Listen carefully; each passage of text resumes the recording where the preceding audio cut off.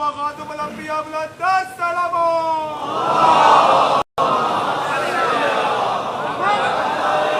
اعوذ باللہ من الشیطان الرجیم. بسم اللہ الرحمن الرحیم.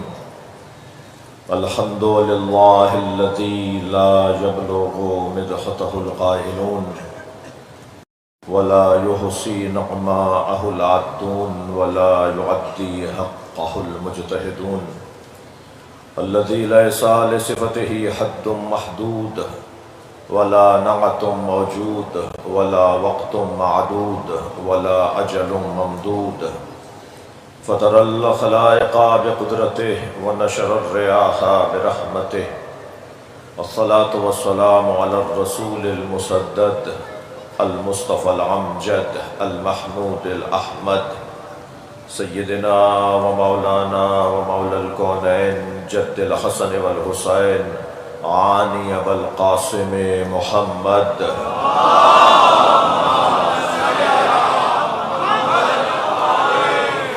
وآله الطيبين الطاهرين المعصومين الذين قال الله إنما يريد الله ليذهب عنكم الرجس أهل البيت ويطهركم تطهيرا.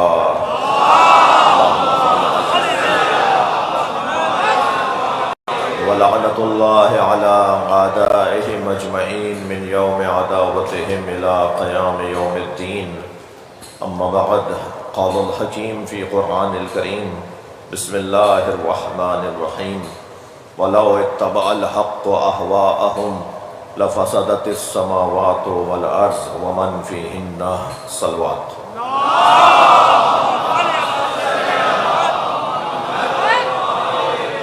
یہ جو کیفیت ہے نا آپ کی، اسے حسینیت کہتے ہیں، اور میری خواہش ہے کہ کم سے کم بھرپور ایک مرتبہ حسینیت زندہ باد کا نعرہ لگائیں.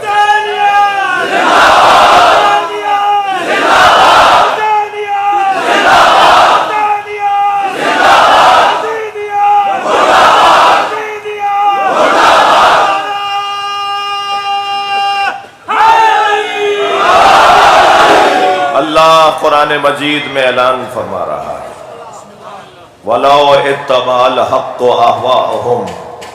اگر حق نے ان کی خواہشات کی پیروی کر لی ہوتی. دیکھیے، کچھ لوگوں کا خیال ہوگا، کچھ لوگوں کا تصور ہوگا کہ حق کسی کے آگے جھک جاتا ہے. کوئی لوگ سوچتے ہوں گے، کچھ لوگ سوچتے ہوں گے کہ حق کہیں جھک جاتا ہے. تو یہ شبہ ہے نا، ایک خیال ہے، تصور ہے، سوچ ہے. کسی کی سوچ پہ کوئی پابندی ہے؟ کوئی کچھ بھی سوچ لے. پروردگار عالم اس سوچ کو دھو رہا ہے، اس سوچ کو مٹا رہا ہے، اس سوچ کو ختم کر رہا ہے. وَلَوْ اتَّبَعَ الْحَقُّ أَهْوَاءَهُمْ. دیکھیے، موسم یقیناً، اور آپ اس کیفیت میں اور اس امتحان میں تشریف فرما ہے. مجھے حوصلہ ملا، تقویت ملی. وقار بھائی بھی سب کے ساتھ اسی پانی میں بیٹھے ہوئے ہیں، اسی تری میں بیٹھے ہوئے ہیں، اور یہ خاندانی اور جو خون کا اثر ہے نا، جو آپ سب میں جو اس وقت کیسے پہنچے ہیں، یعنی تقریباً میرے اپنی اس رہائش گاہ سے یہاں تک 40 منٹ کا رستہ ہے روزانہ کا، جو آج ہمیں تقریباً سوا گھنٹے میں اس سے زیادہ لگا ہے یہاں پہنچنے میں.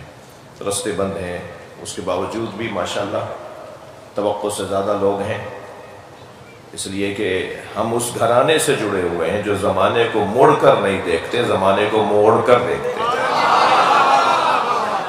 حالات کو اپنے حق میں تبدیل کرنا، اور حالات سے اور معاملات سے سامنا کرنا، اس کا سامنا کرنا جو ہے وہ ہے. تو اصول تو نہیں چھوڑے جائیں گے، تہذیب تو نہیں چھوڑی جائے گی، روایات کو تو نہیں چھوڑا جائے گا.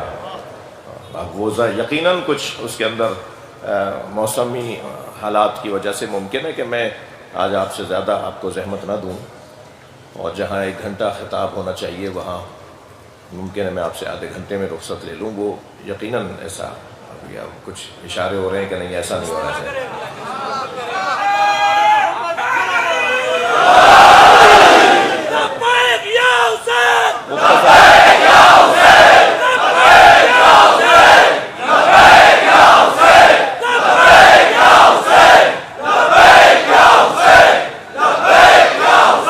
یہ جو جذبہ ہے نا، یہ جو کیفیت ہے، اس کیفیت کو ہی تو دیکھ کر دشمن کے دانت کھٹے ہیں۔ انہوں نے بہت چاہا کہ عزاداری رک جائے، مگر عزاداری کے پیچھے تو ارادہ پروردگار ہے۔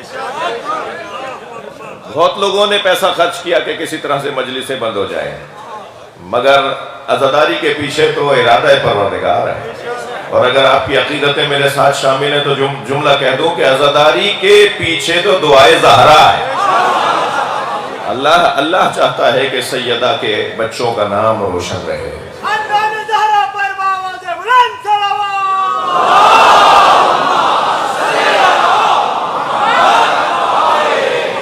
اللہ چاہتا ہے کہ یہ ذکر باقی رہے، اس لیے کہ اس ذکر کو اللہ نے ہدایت قرار دیا ہے۔ یہ ذکر ہدایت ہے۔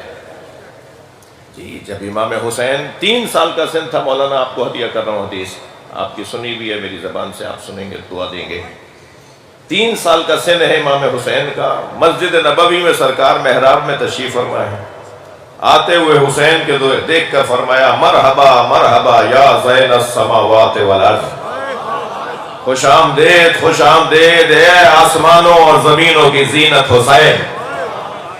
ایک صحابی محترم نے کہا یا رسول اللہ انت زین السماوات والارض، یا رسول اللہ آپ آسمانوں اور زمین کی زینت ہیں۔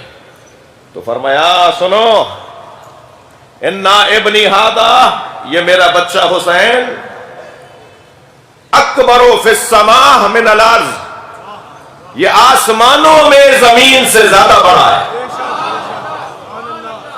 اہل عرفان نے، اہل معنویت نے، اہل معرفت نے نبی کے اس فرمان کو کہ اکبر فی السماء من الارض، حسین آسمانوں میں زمین سے زیادہ بڑا ہے، 2 مطلب نکالے ہیں کم سے کم اس کے۔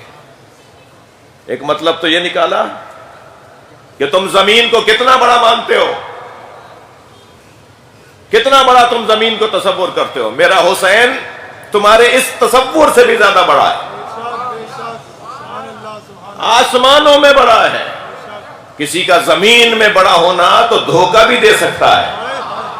بہت سارے لوگ زمین میں بڑے بنے ہوئے ہیں۔ صلوات پڑھیں ذرا محمد و آل محمد۔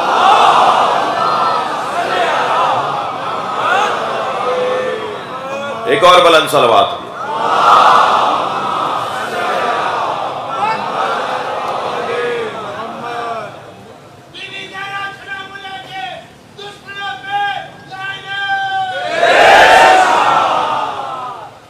ایک اور بلند صلوات۔ جی ٹھیک ہے، ٹھیک ہے، یاد ہے۔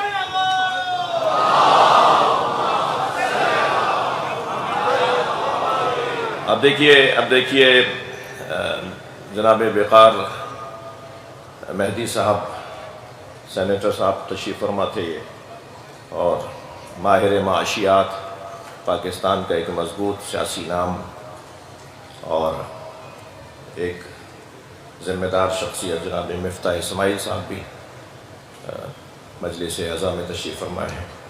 اور یہ جگہ تو ویسے بھی در حسین پہ ملتے ہیں ہر مزاج کے لوگ، در حسین، فاروق ستار صاحب بھی ہیں، در حسین پہ ملتے ہیں ہر مزاج کے لوگ، یہ دوستی کا وسیلہ ہے دشمنی کا نہیں۔ اور فاروق ستار بھائی کو میرا ایک عباس زیدی صاحب کے یہ 2 مصرے ہیں کہ یہ کس نے کہہ دیا کہ ہماری ہے کربلا، بھائی تھوڑی توجہ بڑھائیے، یہ کس نے کہہ دیا کہ ہماری ہے کربلا، حق بات تم کہو تو تمہاری ہے کربلا۔ صلوات پڑھنے محمد و آل محمد۔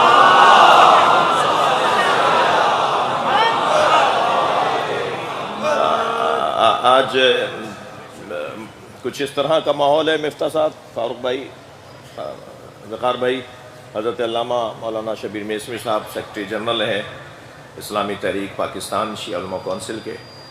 آپ تمام احباب سے ایک مضمون کو بس مکمل کرنے کی توجہ چاہوں گا، اور مضمون یہ ہے کہ حق کبھی بھی باطل کے آگے نہیں جھکتا۔ میں نے جو آیت لی ہے ان 10 دنوں کے لیے، ٹھیک ہے آج کچھ موسم ایسا ہے، کل اور آپ کی آزمائش بڑھے گی، 5 محرم تک اس طرح کی آزمائش کا اعلان کیا گیا ہے۔ وَلَوْ اتَّبَعَ الْحَقُّ أَهْوَاءَهُمْ اگر حق نے ان کی خواہشات کی پیروی کر لی ہوتی لفسدت السماوات والارض، سورہ مبارکہ المومنون پڑھ رہا ہوں، اس کی 71ویں آیت کی تفسیر پر غور کر رہا ہوں۔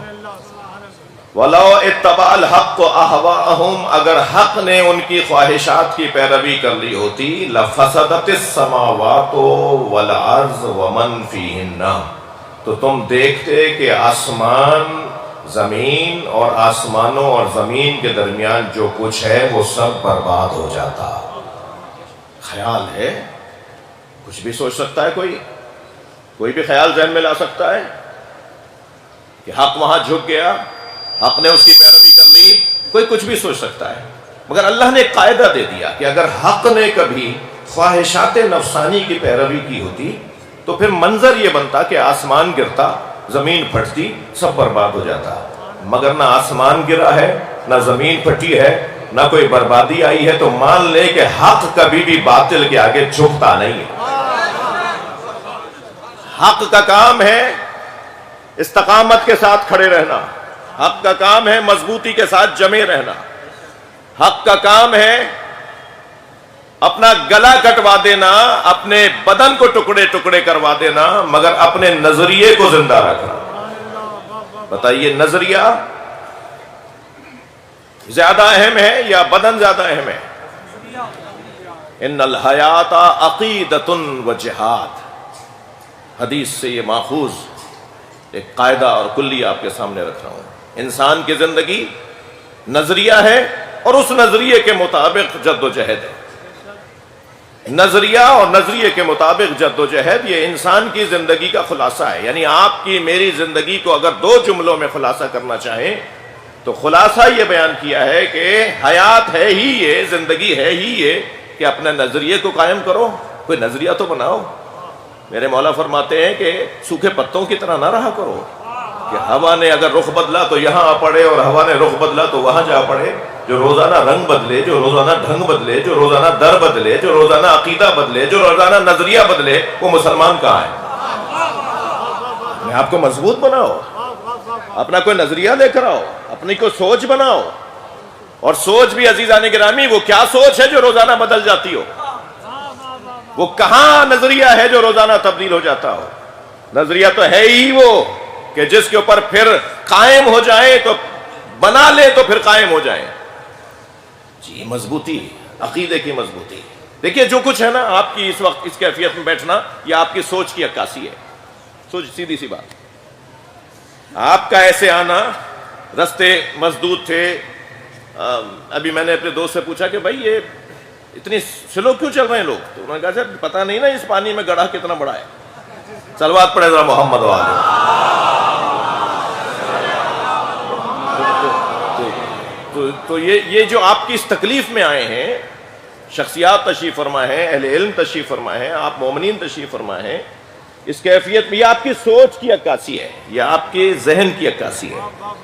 یہ آپ کے ذہن میں کچھ ہے جب یہ آ کے بیٹھے ہیں۔ اب کسی کے ذہن میں یہ ہوگا، میں توجہ چاہوں گا، کسی کے ذہن میں یہ ہوگا کہ صاحب فلاں جو خطیب ہے وہ سنائے کچھ اچھی بات کر لیتا، چلو اسے سننے چلتے ہیں، تو یہ بھی تو سوچ ہے نا۔ کسی کے ذہن میں شاید یہ ہوگا کہ نہیں صاحب میرے دادا بھی جاتے تھے نشتر پاک سننے، اور میرے ابا نے بھی ہمیشہ نشتر پاک کی مجلسیں کی ہیں، یہ آج سے تو نہیں ہو رہی جی، یہ تو پاکستان بننے کے بعد سے نشتر پاک کی مجالس ہیں، یعنی پاک محرم کی، نشتر پاک کی یہ عشرہ جو قائم ہوا یہ تو پاکستان بننے کے فوراً بعد قائم ہوا نا، ایسا یہ ہے نہیں؟ تو بھائی میرے دادا بھی جاتے تھے، میرے ابا بھی جاتے تھے، یہ بھی تو ایک سوچ ہے، ٹھیک ہے۔ ایک سوچ یہ بھی ہو سکتی ہے کہ صاحب وہاں وقار بھائی روزانہ آتے ہیں، مجھے ان سے تھوڑا سا کام ہے، تو چلیں وقار بھائی سے بھی کام ہو جائے گا اور مجلس میں بھی شریک ہو جاؤں گا، تو یہ بھی تو سوچ ہے۔ ناراض تو نہیں ہو رہے آپ؟ یہ بھی تو ایک سوچ ہے نا۔ یہ آپ سوچوں کی ایک قطار باندھ لیجئے کہ کیا کیا کون کیا کیا سوچ سکتا ہے، مگر یہ بھی تو سوچ ہے کہ اس طرح کے عمل کو جہاد کہا جاتا ہے۔ اس طرح کے بیٹھنا جہاد ہے، اپنے آپ پر، کسی نظریے پر اپنے آپ کو قربان کرنا، یہ بھی ایک سوچ ہے۔ اور پھر اگر یہ سوچ ہو جائے، اب میں آخری سوچ بتا رہا ہوں جس سوچ سے اوپر سوچ نہیں ہے، توجہ چاہوں گا آپ سے، اور پھر سب سے بڑی سوچ یہ ہوگی کہ اللہ نے اپنے حبیب سے کہا ہے کہ اگر تمہاری امت تمہاری محنت کے بدلے میں کچھ دینا چاہتی ہے تو ان سے کہہ دو میرے اہل بیت سے محبت کا اظہار کرو۔ یہ اہل بیت محبت سے، اہل بیت محمد سے اظہار کا ایک منظر ہے. سوچ ہو سکتی ہے.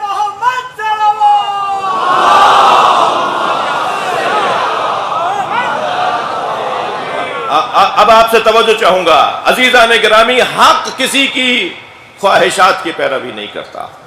یہ اللہ نے اعلان کر دیا کہ اگر تم سے کوئی کہے بھی نا تو سن لینا، مگر ماننا وہ جو میں کہہ رہا ہوں. مجھے ایک بات کا ہاں نہ میں جواب دیجئے، ہمیں اللہ کی ماننی ہے یا بندوں کی؟ میں لفظوں کو اور بہتر کرتا ہوں، ہمیں اللہ کی ماننی ہے یا لوگوں کی؟ اس لیے کہ بندہ تو وہ ہوتا ہی وہ ہے کہ جو اللہ کی مانتا ہو. وہ بندہ کہاں ہے جو اللہ کی نہ مانتا ہو؟ تو ہمیں لوگوں کی ماننی ہے یا اللہ کی؟ پھر مجھے جواب دیجئے. اللہ کی ماننی ہے نا. ساری دنیا ایک بات کرتی رہے، ہمیں دیکھنا یہ ہے کہ اللہ کیا کہہ رہا ہے. یہ ممبر، یہ انتہائی محترم مجمع، یہ ماحول لطیفے سنانے کی جگہ نہیں ہے، ایک حقیقت ہے جو بتا رہا ہوں آپ.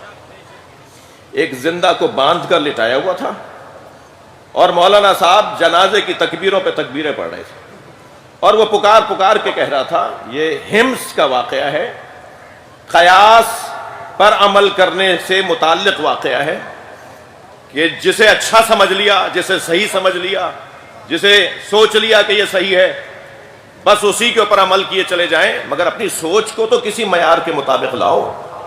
یہ اس کی مذمت میں ایک تاریخی عجیب سا منظر ہے. اسے باندھ کر لٹایا ہوا ہے اور مولانا صاحب تکبیروں پہ تکبیریں پڑھ رہے ہیں، اور وہ پکار پکار کے کہہ رہا ہے میں زندہ ہوں، میں زندہ ہوں. تو ایک صاحب نے جب وہ جنازہ مکمل ہو گیا تو ان سے کہا، مولانا صاحب سے کہا، مولانا یہ تو کہہ رہا ہے میں زندہ ہوں، آپ نے نماز جنازہ ہی پڑھا دی. تو کہنے لگا بھائی کیا کروں، ایک کہہ رہا ہے میں زندہ ہوں، یہ 40 جو پیچھے کھڑے تھے یہ کہہ رہے ہیں مردہ ہے، تو میں ایک کی مانوں یا ان 40 کی مانوں؟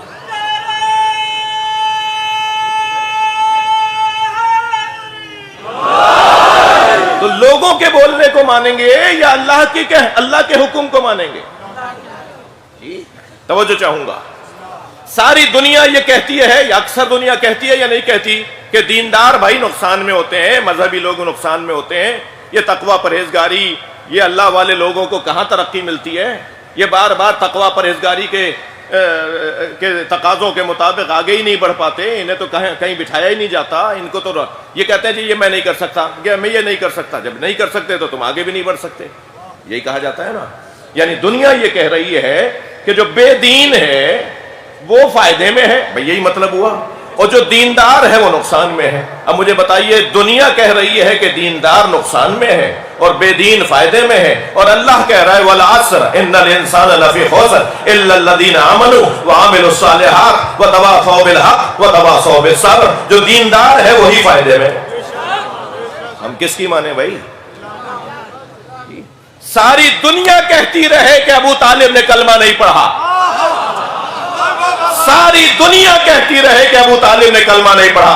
سورہ مبارکہ انفال میں اللہ کہہ رہا ہے والذین آووا ونصروا اولئک هم المؤمنون حقا. جنہوں نے میرے نبی کو پناہ دی، جنہوں نے میرے نبی کی مدد کی، وہی واقعی مومن. کس کی مانے؟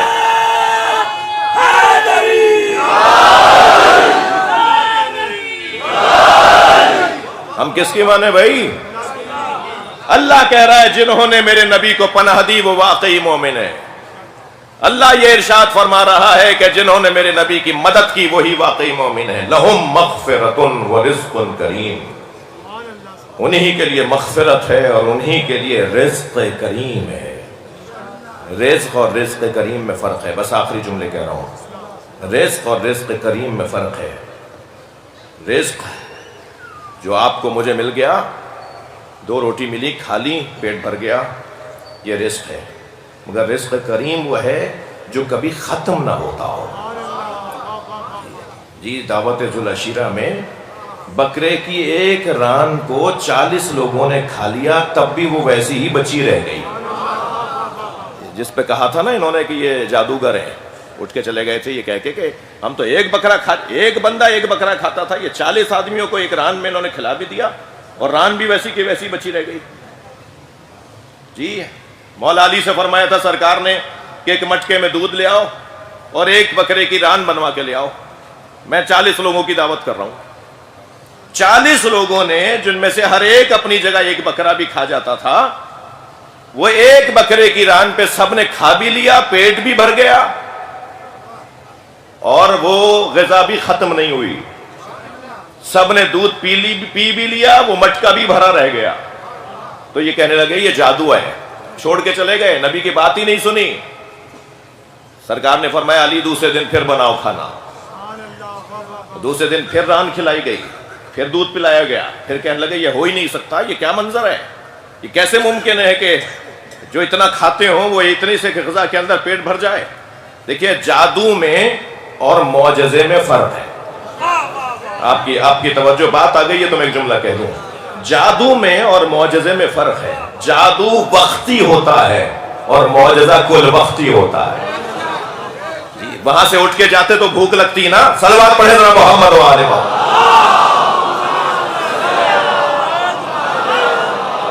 وہاں سے جانے کے بعد بھوک نہیں لگی، اس کا مطلب یہ جادو نہیں ہے، معجزہ ہے. اور پھر تیسرے دن جب کھانا کھا لیا اور پھر ابو لہب نے یہی آواز لگائی، تبت یدا ابی لہب. آپ کے ذہن کے اندر سورہ ہے جی، اللہ نے ہاتھ توڑنے کی بات کی ہے ابو لہب کی.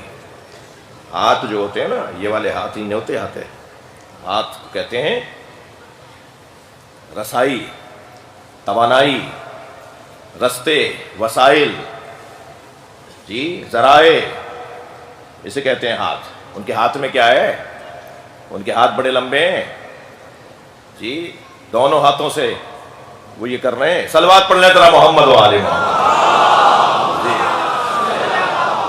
تو بس بات مکمل کر رہا ہوں، بات یہاں مکمل کر رہا ہوں کہ یہ ساری دنیا کچھ کہہ رہی ہے اور قرآن کچھ اور کہہ رہا ہے. اور جب تیسرا دن کھانا کھا کے یہ جانے لگے تو حضرت ابو طالب نے ابو لہب کے، بھائی جو تاریخ ہے تو وہ تو آپ برداشت فرمائیے، یعنی آپ سن لیجئے. حضرت ابو طالب نے گریبان پکڑا ابو لہب کا اور زمین پر پکڑ کے بٹھا دیا. ہاں وہی واہ. ایک مرتبہ بٹھا کر سرکار دو جہاں کو دیکھا اور فرمایا قم یا سیدی و مولائی، اے میرے مولا، اے میرے سید، کھڑے ہو جاؤ. وَقُلْ مَا شِئْتَ، اور وہ بولو جو تم چاہتے ہو. کسی میں جرت ہے کہ اپنی اولاد کو اپنا مولا بولے؟ اپنی ہی اولاد کو جسے پالا ہے اسے اپنا سید اور سردار بولے. یہ ہے ابو طالب. صلوات پڑھ لیں محمد و آل محمد.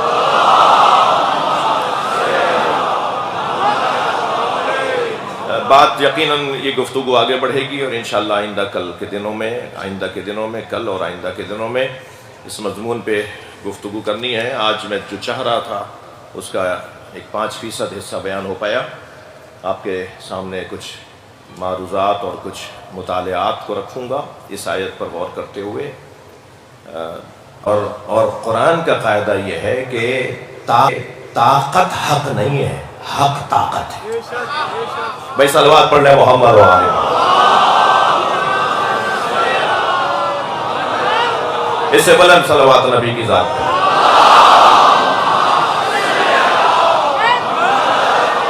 اپنا رزق بڑھوائیے بلند صلوات کی صورت. اللہم صلی علی محمد و آل محمد. طاقت حق ہے یا حق طاقت ہے؟ مجھے اجازت دیجیے آئندہ کی مجلسوں میں اس پہ میں زیادہ غور کروں. طاقت حق نہیں ہے. اگر طاقت کو حق مانو گے تو پھر یزید ملے گا، اور اگر حق کو طاقت مانو گے تو حسین ملے گا. بتائیے طاقت کس کے پاس ہے؟ حق کے پاس طاقت ہے. 1400 سال گزرنے کے بعد یزید کی قبر کا کسی کو نہیں پتا، مگر کسے حسین کی قبر کا نہیں معلوم.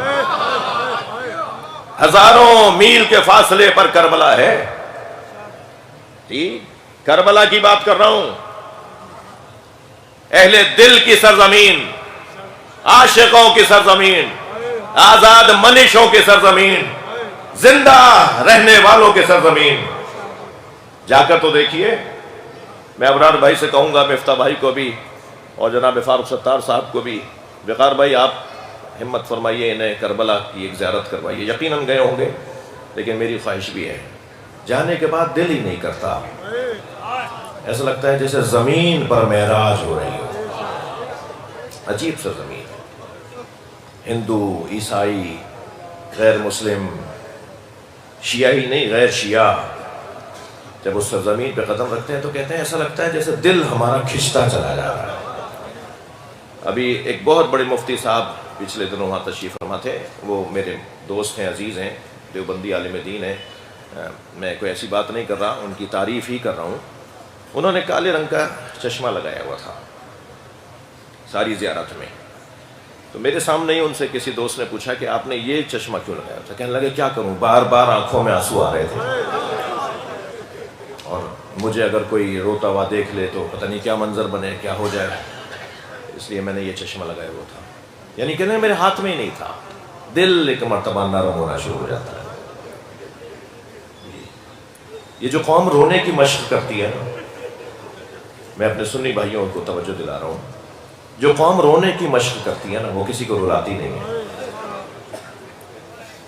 دل نرم کر لو بھائی، دل نرم ہو جائے گا تو گلا کٹتا ہوا کسی کا دیکھ نہیں پائیں گے آپ. دل نرم ہو جائے گا تو بچوں کو بل بلاتا ہوا دیکھ نہیں پائیں گے آپ. کبھی غور فرمایا فلسطین میں تو ایک گھر بھی شیعوں کا نہیں ہے، مگر سب سے زیادہ شیعہ قوم فلسطینیوں کی حمایت کرتی ہے. کیوں؟ اس لیے کہ مولا علی نے فرمایا ہے ظالم سے نفرت کرنا، مظلوم سے پیار کرنا. وہ جب چین کی طرف سے، ظاہراً چین کی طرف سے ہی امداد پہنچائی گئی نا، جو جہازوں سے گرائی جا رہی تھی، وہ دیکھ رہے تھے نا فلسطینی بچے کیسے دوڑ رہے تھے. میں اپنے یہاں کی خواتین سے بھی گزارش کروں گا، اس مصیبت کے باوجود ان کی عورتوں نے مقنے نہیں اتارے، اسکارف نہیں اتارے، حجاب نہیں چھوڑا انہوں نے. اس کیفیت میں بھی بال کھلی بھی عورتیں نظر نہیں آئیں گی آپ کو فلسطینی مسلمانوں میں. جا رہی ہیں، ایک بچہ گود میں لیا ہوا ہے، ایک بچہ پیچھے پیچھے ماں کے دوڑ رہا ہے، اور جا کے وہ غذا اٹھا رہی ہیں. یہ کیسے برداشت ہو رہا ہے ایک مسلمان کو؟ اور کربلائی کو تو برداشت ہی نہیں ہو سکتا، حسینی کو تو یہ برداشت ہی نہیں ہو سکتا. جب کسی بچے کے سر سے خون بہہ رہا ہو اور وہ پکار رہا ہو کہ یا للمسلمین، نبی نے فرمایا نا من سمع منادن، اگر کوئی مسلمان کسی منادی کی ندا کو سنے جو یہ کہہ رہا ہو یا للمسلمین، اے مسلمانوں میری مدد کرو، فلم یجبہ، اور وہ جواب نہ دے، فہو لیس بمسلم، میں محمد کہہ رہا ہوں وہ مسلمان ہی نہیں ہے. یہ دل نرم بنانا ہے نا، اپنے آپ کو دوسروں کے لیے پیش کرنا ہے نا، دوسروں کی خاطر جینا ہے نا، دوسروں کے غم میں دکھ میں شریک ہونا ہے نا. یہ کہاں سے سبق ملا ہے؟ امام حسین نے کربلا میں سارے رشتوں کو جمع کر دیا.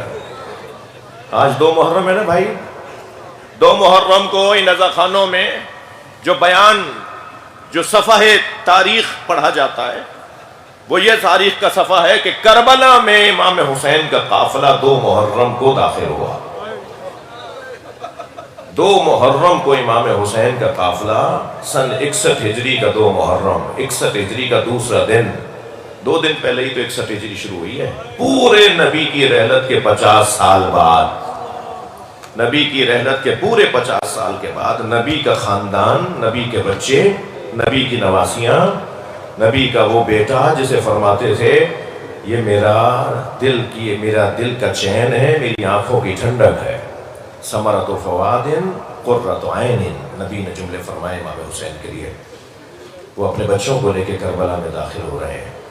پورے 50 سال کے بعد نبی کے گھرانے کو ذبح کر دیا. پورے 50 سال بعد، نبی کی رحلت کے پورے 50 سال کے بعد نبی کے بچوں کو ذبح کر دیا. حتیٰ حضرت علی اکبر کو تو صبح عاشور کی اذان امام حسین نے اس لیے کہلوائی تھی.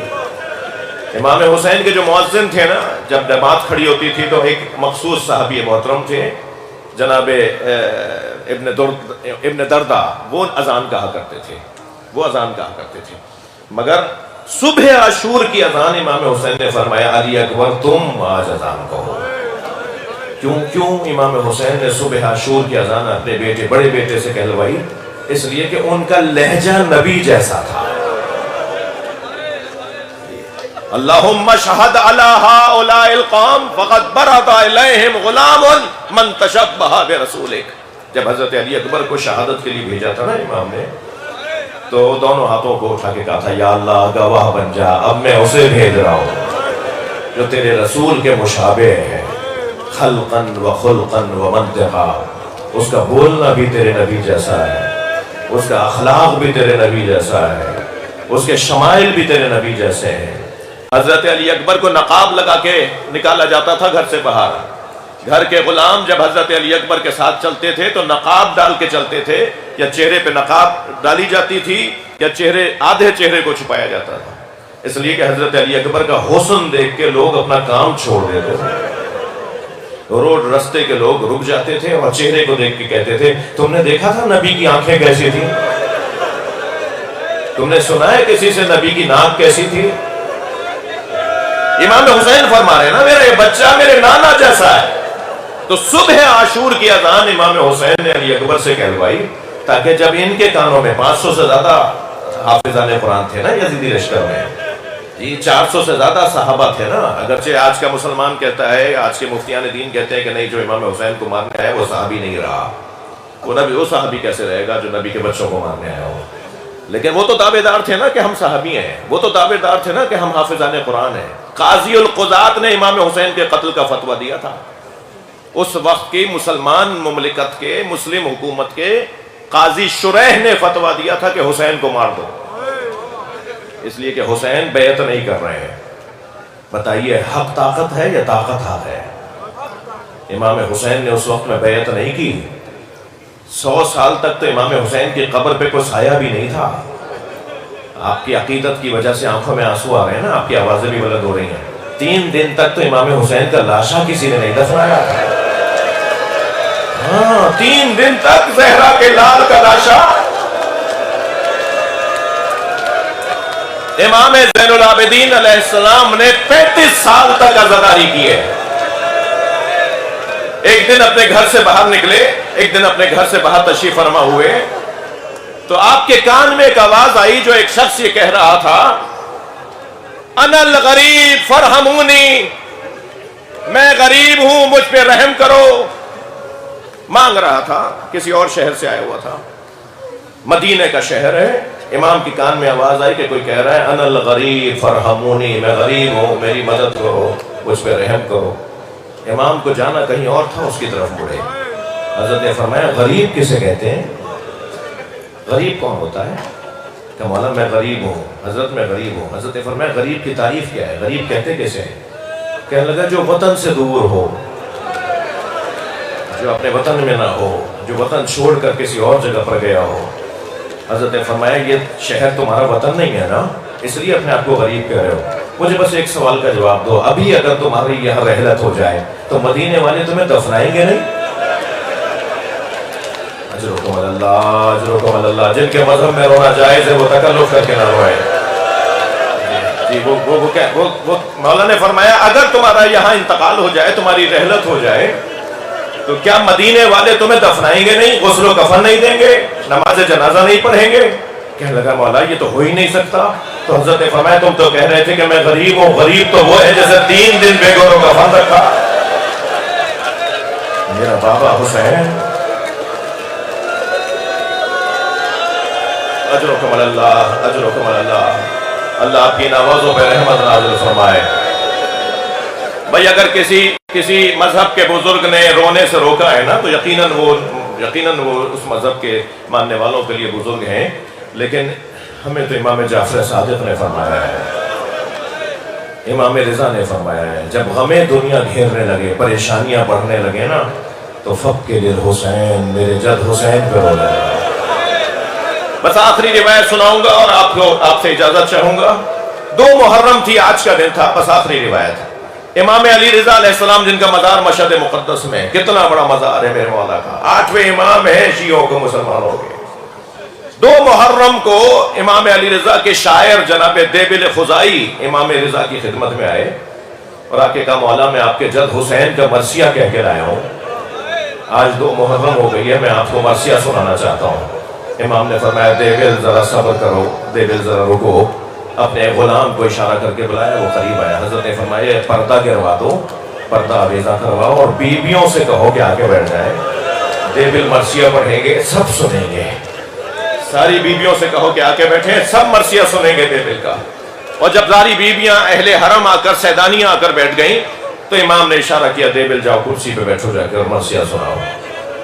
اللہ اکبر، ذاکرین کا کیا مقام ہے، امام خود لوگوں میں بیٹھے ہوئے ہیں اور اپنا ذکر کرنے والے کو کرسی پہ بٹھا رہے ہیں، ممبر پہ بٹھا رہے ہیں۔